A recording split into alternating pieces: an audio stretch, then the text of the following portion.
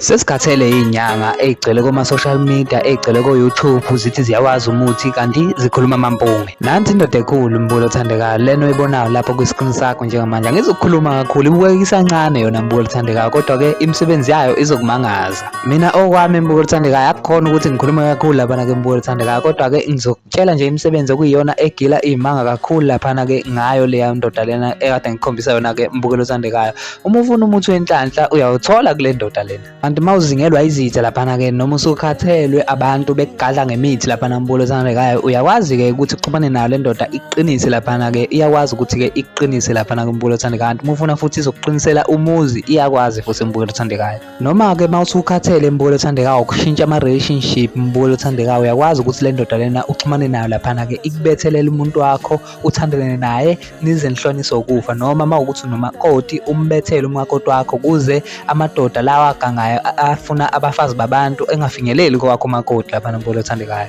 Noma kufuna izigubhu zokuphakamisa inhlanhla laphana Mbulu othandekayo, uyayithola-ke kubaba uNdlovu laphana-ke ku-Dr. laphana-ke uNdlovu Mbulu othandekayo. Noma-ke uma ufuna ukudlondlobalisa ibhizinisi lakho laphana-ke Mbulu othandekayo, uyakwazi ukuthi-ke uxhumane nayo le ndoda lena ikunikeze laphana-ke umuthi osebenza ngempela laphana-ke wokuvusa laphana-ke ibhizinisi lokuthi-ke udonsa abantu laphana ukuthi abantu-ke beze bezothenga kuwena, noma-ke ibhizinisi lakho lidlondlobale ngendlela exa ukwenza laphana Mbulu othandekayo. Nokunye-ke Mbulu othandekayo akwenzayo uDr. Ndlovu laphana Mbulu othandekayo singeke sikubalule lena Mbulu othandekayo, kodwa uzokuthola konke uma usumthinta enombolweni ethi 065 579 1949 065 579 1949. Kanti isigodlo sakho laphana Mbulu othandekayo uDr. Ndlovu usithola khona laphana endaweni yaseMnambithi eYoutvale laphana Mbulu othandekayo esigodini laphana-ke. Kodwa-ke uma ufuna ukuthola kahle ama-direction ukuthi ugibela kanjani, uma ufuna ukuza khona uzokwazi ukuthi umthinte enombolweni yakhe lesike sayisho Mbulu othandekayo.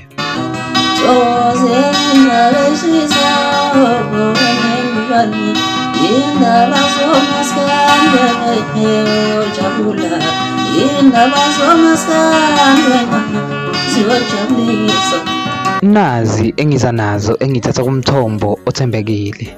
UMdumazi ubona benza umfokamhlongo igeza lendalo laphana Mbulu othandekayo selivunywe kakhulu laphana-ke ey'nkundleni zokuxhumana Mbulu othandekayo mayelana nesenzo salo laphana-ke ethe yasenza laphana sokuthi-ke ehambele laphana-ke uMatric Mbulu othandekayo, njengoba sazi ukuthi uMatric uyabhala ngalezi insuku lezi Mbulu othandekayo. Uyawuhambela-ke laphana-ke uMatric Mbulu othandekayo awumotivate laphana-ke ukuthi wenze kahle ey'fundweni zakhe laphana Mbulu othandekayo. So khumbuleka ukuthi-ke uMdumazi elinye lamaciko laphana-ke Mbulu othandekayo elifunde kakhulu laphana-ke Mbulu othandekayo laphana-ke lenze iy'fundo ze-law laphana Mbulu othandekayo. uMdumazi ukwazi nanokukhuluma isiNgisi laphana-ke Mbulu othandekayo ngendlela abaningi Mbulu othandekayo eyabaxwayisa ukuthi umaskandi lo okhuluma isiNgisi kanjena Mbulu othandekayo. Uma ngidonsa kanje le clip lena kwayidedela laphana-ke Mbulu othandekayo uMdumazi lapha eshaya khona isiNgisi Mbulu othandekayo ibambe. Do you know how to pronounce Zulu words? No. You can try.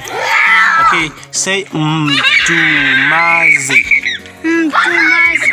Sesiphuma-ke Mbulu othandekayo sokushiya-ke naye uMdumazi laphana sikukhombise uMdumazi la khona emotivate khona iy'ngane kamnandi laphana-ke uMdumazi ekhuluma amazwi anohlonze laphana-ke Mbulu othandekayo. Sacela ukuthi ushiye uvo lwakho laphana e-comment section usho wena ukuthi ngabe ucabangani malolu daba bese ngithi nani asibonani ngokuzayo.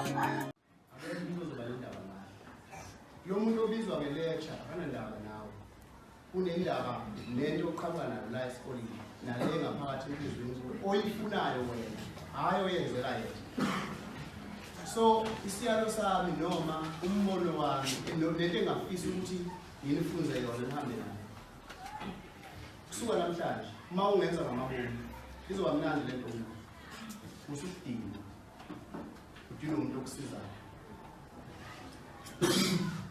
Awungavuka ekuseni zivukele,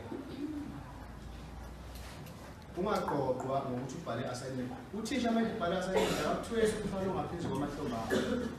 Lapha yafanele uyihluke usenentahla manje nomuntu okusiza nawe nagame